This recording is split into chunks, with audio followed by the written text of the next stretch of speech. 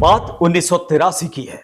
पाकिस्तान ने लंदन के एक सप्लायर से बहुत अधिक ठंड में पहने जाने वाले आर्कटिक गियर खरीदने का बड़ा ऑर्डर दिया।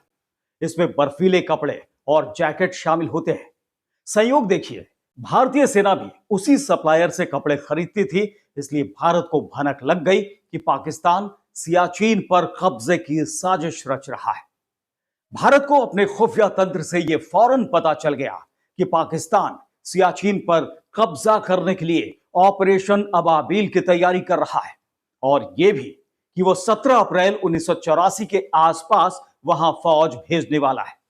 फिर क्या था, भारत ने पाकिस्तान को पछाड़ने का फुल प्रूफ प्लान तैयार कर लिया और पाकिस्तान के ऑपरेशन से पहले ही 13 अप्रैल 1984 को ऑपरेशन मेघदूत लॉन्च कर दिया। मिशन शुरू हो चुका था। भारतीय वायुसेना के MI-8 और चेतक हेलीकॉप्टरों की मदद से कुमाऊं रेजिमेंट और लद्दाख स्काउट्स के सैनिकों को ग्लेशियर की बर्फीली ऊंचाइयों पर उतार दिया गया। भारतीय जवानों ने -50 डिग्री सेल्सियस तापमान के बीच भयंकर बर्फीले तूफानों का सामना करते हुए सियाचिन ग्लेशियर के ठीक पश्चिम में स्थित साल्टोरो रिज के सबसे महत्वपूर्ण 3 दर्रों विलाफोंडला, सियाला और ग्योंगला पर कब्जा कर लिया। साल्टोरो रिज की चोटियां 18,000 से 22,000 फीट तक ऊंची हैं।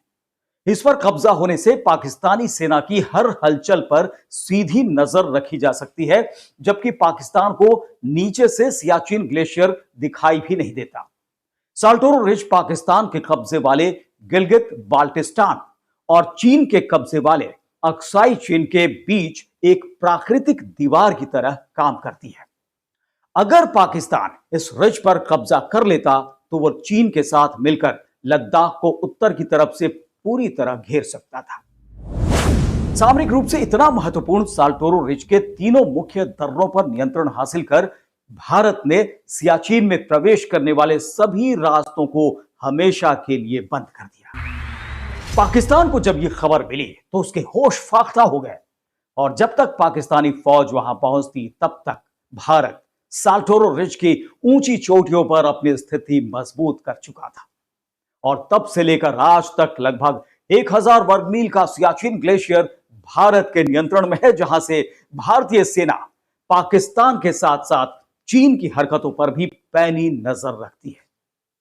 अब आप सोच रहे होंगे कि 1947 में भारत पाक बंटवारे के समय से 1984 तक सियाचिन की स्थिति क्या थी। तो आपको बता दें कि आजादी के 2 वर्ष बाद 1949 में दोनों देशों के बीच कराची समझौता हुआ था, जिसके तहत बॉर्डर को NJ 9842 पॉइंट तक निर्धारित किया गया, और इसके आगे दुर्गम इलाका होने के चलते नियंत्रण रेखा को अस्पष्ट छोड़ दिया गया।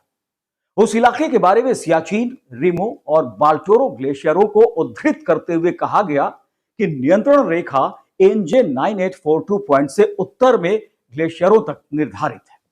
1972 के शिमला समझौते के बाद लाइन ऑफ कंट्रोल को औपचारिक रूप दिया गया, लेकिन NJ 9842 पॉइंट के आगे के इलाके को तब भी इसमें शामिल नहीं किया गया। और पाकिस्तान ने इसी का फायदा उठाते हुए 1980 के दशक में साल्टोरो रिज और सियाचिन से आगे अपने दावे को वैध बताने का प्रयास किया, जिसका साफ मकसद था चीन से सीधा संपर्क और लद्दाख क्षेत्र पर रणनीतिक नियंत्रण हासिल करना, जो भारत के लिए एक गंभीर खतरा था। और इसी खतरे को दूर करने के लिए भारत ने ऑपरेशन मेघदूत चलाकर पाकिस्तान के नापाक मंसूबों पर पानी फेर दिया। यहां एक बात और जानना जरूरी है, सियाचिन की कहानी भारतीय सेना के एक जांबाज के बगैर अधूरी है, क्योंकि वो नहीं होते तो शायद आज भारत के पास सियाचिन नहीं होता। और उस जांबाज का नाम है कर्नल नरेंद्र कुमार, जिनके साहस और शौर्य के चलते उन्हें बुल भी कहा जाता था। कर्नल नरेंद्र को पर्वतारोहण में महारत हासिल थी, और वो सैन्य और नागरिक सभी तरह के पर्वतारोहण अभियान का हिस्सा हुआ करते थे। 1977 में एक जर्मन पर्वतारोही ने कर्नल नरेंद्र को सियाचिन का एक नक्शा दिखाया। उस नक्शे में पाकिस्तान ने चालाकी से सियाचिन को अपना हिस्सा दिखाया हुआ था।